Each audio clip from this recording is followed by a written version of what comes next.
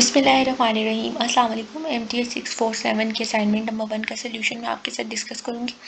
MTH 647 आपकी mathematical physics की book है, तो इसके लेक्चर्स भी आपको बहुत जल्द आपको मेरे चैनल पे मिलना स्टार्ट हो जाएंगे। कुछ मैंने बना लिए हैं, वो अभी अपलोड नहीं हुए हैं, एडिटिंग रहती है।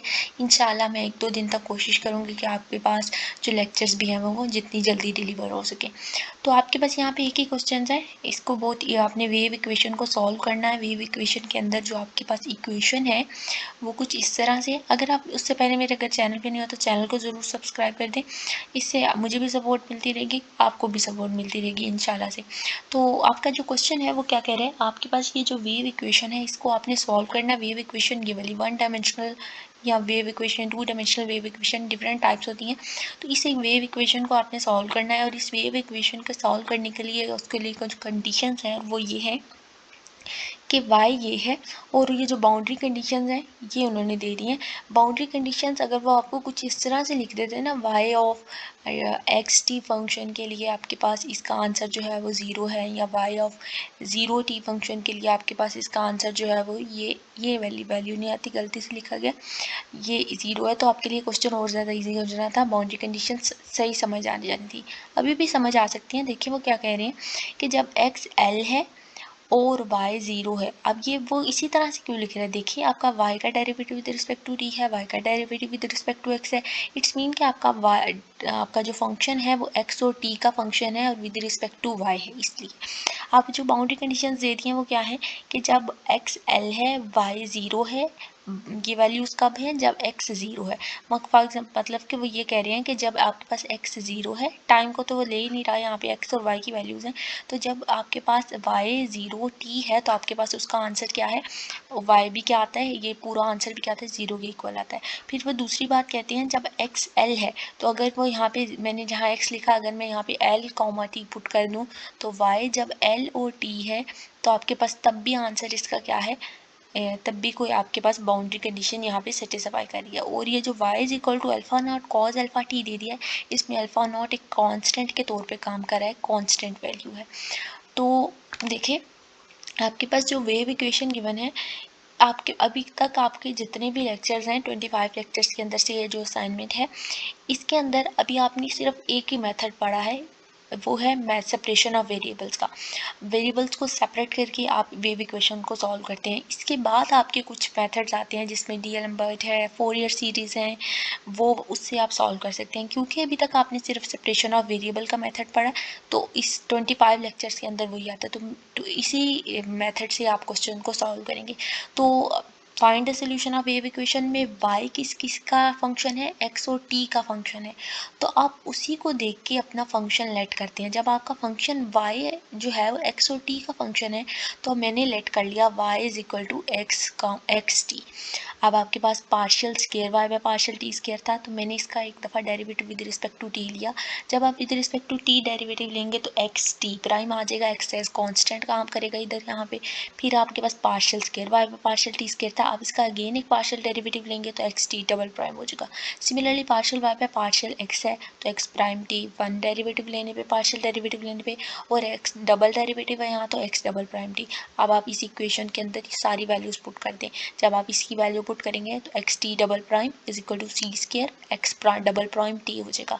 अब फिर आप टी वेरिएबल्स को एक साइड पे कर लें, एक्स वेरिएबल्स को एक साइड पे कर लें। इस अब एक साइड पे अलग अलग कर लिया तो इसीलिए इसको सेपरेशन ऑफ वेरिएबल्स कहा जाता है। मैंने जैसे आपको बताया ना कि हम सेपरेशन ऑफ वेरिएबल्स इसको सॉल्व करेंगे, तो देखिए हमने जब इनको अलग-अलग कर लिया, वैल्यूज़ को अलग कर लिया, इसको इक्वेशन नंबर 1 के अंदर पुट किया, इस इक्वेशन के अंदर पुट किया, या इसको जो भी आप कह लें, तो पुट करने के बाद अब आपने x वाली वैल्यूज़ एक साइड पे ले जानी है, y वाली वैल्यूज़ एक साइड पे ले जानी है। तो यहाँ t डबल प्राइम के साथ x मल्टीप्लाई हो रहा है, इधर आएगा तो क्या हो जाएगा, डिवाइड हो जाएगा, और t इधर मल्टीप्लाई हो रहा है, इधर आके आएगा तो डिवाइड हो जाएगा, दोनों वैल्यूज़ अलग अलग हो गई। तो सेपरेशन ऑफ वेरिएबल्स का मेथड हमारा देखिए हमने स्टार्ट कर दिया अप्लाई करना। अब रीअरेंज करेंगे अब इक्वेशंस को और इसको इस तरह से सॉल्व कर लिया, c square x double prime over x minus. अब एक और बात, ये माइनस लैम्डा स्क्वायर और इसके आगे आप ना ब्रैकेट में लिख लें कांस्टेंट। माइनस लैम्डा स्क्वायर एक कांस्टेंट है। आपको सॉल्यूशंस काफ़ी ज़्यादा मिले भी होंगे, देखे भी होंगे आपने कि आप यहाँ पे डिफरेंट वैल्यूज़ को लेट कर सकते हैं। ये एक और बात है कि आपने जब आपके हैंडआउट्स में भी जब आपके पास कुछ क्वेश्चंस हैं तो वहाँ पे लैम्डा स्क्वायर को माइनस लैम्डा स्क्वायर को ही लेट किया गया है। ज़रूरी नहीं है कि आप माइनस लैम्डा स्क्वायर को ही करें, आप वहाँ पे हम प्लस लैम्डा भी लेट करते हैं, ठीक है। इसके अलावा आप प्लस लैम्डा स्क्वायर भी लेट करते हैं और माइनस लैम्डा स्क्वायर भी लेट करते हैं। ज़्यादा applicable solution minus lambda square से आता है तो हम इसलिए माइनस लैम्डा स्क्वायर को ही लेट करते हैं। और आपने यहाँ पे कांस्टेंट ज़रूर लिख लेना है ब्रैकेट डाल के, लैम्डा स्क्वायर इज कांस्टेंट हम लिख लेंगे, फिर पता लगता रहेगा कि ये कांस्टेंट के तौर पे एक्ट कर रहे हैं यहाँ पे, ठीक है। अब आपने जब इसको माइनस लैम्डा स्क्वायर के आपने दोनों इक्वेशंस को रीअरेंज किया और फिर इसको लैम्डा स्क्वायर के इक्वल रख लिया और लैम्डा स्क्वायर यहाँ पे एक कांस्टेंट। अब मैं आपको बता रही थी कि आपको काफ़ी ज़्यादा सोल्यूशन मिले होंगे, कहीं पे लैम्डा भी होगा, तो अगर कहीं लैम्डा है तो ठीक है, अदरवाइज आपके पास सेपरेशन ऑफ वेरिएबल्स में हम ज़्यादा lambda square minus lambda square ही लेट करते हैं। कहीं भी आपको ये लैम्डा एज ए भी एक्ट कर रहा होगा, माइनस ए स्क्वायर भी किसी ने लिखा होगा, अगर ए स्क्वायर भी कहीं लिख दिया तो भी ठीक है, अगर आप माइनस ए स्क्वायर लिख दें, लेकिन आप ज़्यादा लैम्डा लेट करते हैं तो इसलिए मैंने लैम्डा ही लेट किया। तो t double prime by t equal to दोनों को इक्वेशंस को लैम्डा स्क्वायर के इक्वल रख लिया, t double prime by t minus lambda square c square x double prime by x minus lambda square के equal रख लिया। अब यहाँ सी स्क्वायर ऊपर इसके साथ क्या हो रहा है, मल्टीप्लाई हो रहा है, जब इधर आएगा तो यहाँ पे आके क्या हो जाएगा, डिवाइड हो जाएगा। तो मैंने इसको सी स्क्वायर कांस्टेंट को इस साइड पे ले आई हूँ। आप देखें ये टी डबल प्राइम है माइनस लैम्डा स्क्वायर के इक्वल हो गया, टी इधर जाके मल्टीप्लाई हो जाएगा, इसको रीअरेंज किया, t square plus lambda square t आ गया। पहले एक इक्वेशन सॉल्व कर लेते हैं फिर दूसरी की तरफ चलते हैं। अब ये जो आपने ऑर्डिनरी डिफरेंशियल इक्वेशंस अगर आपने एमएससी की है, सॉरी बीएससी की है, तो वहाँ पे आपने मैथमेटिकल मेथड्स की बुक के अंदर आई थिंक सो चैप्टर 9-10 था कुछ, तो उसके अंदर आपने ये इक्वेशन पढ़ी होंगी सारी, partial differential equation, ordinary differential equations को 10 चैप्टर था जी, 10 चैप्टर के अंदर आपने ये सारा किया था कि डी स्क्वायर प्लस डी बन जाता है, तो उसके लिए आपके पास सोल्यूशन कैसे आता है, अगर इमेजिनरी वैल्यू आ जाती है तब कैसे। अगर आपको वो रिमाइंड करना है तो आप मैथमेटिकल मेथड्स का चैप्टर नंबर 10 खोलें, अपने नोट्स खोलें, तब आपको समझ आएगी। अब ये जो हमारा T square plus lambda square T जो है वो इसका फंक्शन है, T square plus lambda square को अगर वो यहाँ पे आपको याद कराने के लिए लिख रही हूँ ताकि आपको याद आ सके, आपके पास वहाँ पे लिखा होता था डी स्क्वायर प्लस ए स्क्वायर या लैम्डा स्क्वायर ही लिख लेते हैं, D square plus lambda square. अब इसको आप ज़ीरो की इक्वल लेट कर लेते थे, अब यहाँ पे हम इस वैल्यू को ज़ीरो की इक्वल लेट करेंगे, टी की वैल्यू माइनस लैम्डा स्क्वायर की इक्वल, ये आपके पास माइनस हो गया, इस मीन की इमेजिनरी वैल्यू आ गया। आप इसको आयोटा भी लिख सकते हैं या आप प्लस माइनस में भी लिख सकते हैं, तो मैंने इसको प्लस माइनस लैम्डा टी की वैल्यू आ गई है। सिमिलरली आप इसका एक्स वाली वैल्यू को राइट हैंड सॉरी एक्स वाले पार्ट को लैम्डा स्क्वायर के जब हमने इक्वल रखा उसी तरह से सॉल्व कर लेंगे। एक्स डबल प्राइम इधर ही एक्स को मैंने क्रॉस मल्टीप्लाई कर लिया इस वाली वैल्यू के साथ, तो minus lambda square x by c square हो गया, ये वैल्यू उधर जाके प्लस हो जाएगी। अब आपके पास ये एक्स जो है वो इस वैल्यू का फंक्शन हो गया, उसी तरह से आप इस वैल्यू को जीरो के इक्वल रखेंगे जैसे हमने इस इक्वेशन के अंदर किया, और आपके पास x double prime minus lambda square c square के इक्वल हो गया और एक्स का answer plus minus lambda c आ गया। अब आपके पास जो आपने वैल्यूज लेट की थी एक्स और टी, दोनों सेपरेशन ऑफ वेरिएबल्स का मेथड लगाया और एक्स और टी दोनों का आंसर आ चुका है। तो अब आप क्या करेंगे, अब आप अपनी बाउंड्री कंडीशंस की तरफ जाएंगे, लेकिन बाउंड्री कंडीशन से जाने से पहले आपने जो मैथमेटिकल मेथड्स की बुक में पढ़ा था कि अगर आपके पास सोल्यूशन ऐसा आता है तो आपके पास उसका जो जनरल फॉर्म ऑफ सोल्यूशन है वो किस तरह से बनती है, तो आपने उसको रिमाइंड ज़रूर करना है। अगर आपके पास ये आयोटा के फॉर्म में सोल्यूशन आता है तो आप उसको इस तरह से लिखते थे ए कॉस, अच्छा बोल देती हूँ, ए कॉस आपके पास आयोटा प्लस माइनस लैम्डा है तो आयोटा हो सकता है यहाँ पे, तो आपके पास एक सोल्यूशन आता था ए कॉस, आपके पास जो भी वैल्यूज कांस्टेंट है X T plus B sine X T आता था। अब आपके पास यहाँ पे जो एक्स है वो आधा टी एक्ट कर रहा है तो टी की वैल्यू लैम्डा है, तो एक दफ़ा लैम्डा पुट किया, और ये माइनस प्लस माइनस लैम्डा है तो ये साइन जो है वो हमारे पास माइनस वाले वैल्यू के लिए एक्ट कर रहा है, तो a cos lambda t b sine lambda t हमारे पास इस टी के लिए इसका सोल्यूशन आ गया। अब आप टी को इसमें लेकर आएंगे, ठीक है। अब इसके बाद आपने एक्स को भी इसी तरह से लिखना है, ये भी plus minus lambda over c आया तो ये भी आपके पास क्या बनेगा, a cos lambda over c. अब ये एक्स का फंक्शन है तो a cos lambda over c x plus B sine lambda over c into x. तो आपके पास ये वाली इक्वेशन, दो इक्वेशन यहाँ से बन के आ गया। आपके पास दोनों ऑर्डिनरी डिफरेंशियल इक्वेशन टी के लिए आंसर किया आया और जो आपके पास एक्स के लिए आंसर आया वो कुछ किया आया। अब यहाँ पे मैंने ए बी कॉन्स्टेंट सेलेक्ट किए थे, आप यहाँ पे सी डी लेट कर लें। इसके बाद आपने क्या करना है, अब आपने बाउंड्री कंडीशंस को अप्लाई करना है। बाउंड्री कंडीशंस आपके पास क्या थी, जब एक्स 0 था तो आपके पास उसका आंसर क्या था, alpha naught cos alpha T, Y is equal to alpha naught cos alpha T where X is equal to L, Y is equal to 0 at X is equal to 0। जब x 0 है, T as it is है, तो आपके पास ये value Y alpha naught cos alpha T के equal है। ठीक है, अब आपने इसके अंदर एक्स को 0, आप इसका क्या मतलब है कि आपके पास यहाँ पे एक्स क्या है, 0 है, तो इसको आप अपने जनरल सोल्यूशन में पुट कर दें जो कि आपने लेट किया था। तो एक्स की जगह 0 पुट किया, T as it is, X की जगह 0 पुट किया, टी एज इट इज़। अब आप अपनी वैल्यूज़ को इस बाउंड्री कंडीशंस के साथ कंपेयर करेंगे। आपके पास जो बाउंड्री कंडीशन थी ये तो आपने एक्स 0 पुट कर दिया अपने जनरल सोल्यूशन में, जो बाउंड्री कंडीशन थी वो ये थी, आप इसके साथ कंपेयर करेंगे, आपके पास यहाँ 0 टी हो गया, 0 टी हो गया। अब आपके पास जो अल्फा नॉट है इसके अकॉर्डिंग इस 0 के इक्वल हो जाएगा। सिमिलरली ये जो कॉज अल्फा टी है ये टी की वैल्यू हो जाएगी। लेकिन अभी तो हमें यहाँ पे सिर्फ कॉज अल्फा टी, हमें तो ये कौन सा फंक्शन हमारे पास आ रहा है, ऑलरेडी टी का फंक्शन आ रहा है, तो हम यहाँ से सिर्फ एक अल्फा नॉट देखेंगे कि अल्फा नॉट हमारे पास 0 आ जाता है। फिर आप इस लाइन को ना now compare with boundary conditions से कंपेयर करने के बाद आपके पास ए जो है वो अल्फा नॉट आ गया।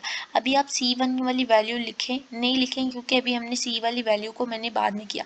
अगर आप ये C वाली वैल्यू पहले लिखेंगे ना तो आपको ये वाली इक्वेशन इस इक्वेशन के बाद इधर लिखनी पड़ेगी। अगर आप ये C अभी लिख लेंगे तो आप यहाँ पे अभी सिर्फ ये लिख लें, to find the constant A, इतना सिर्फ लिख लें।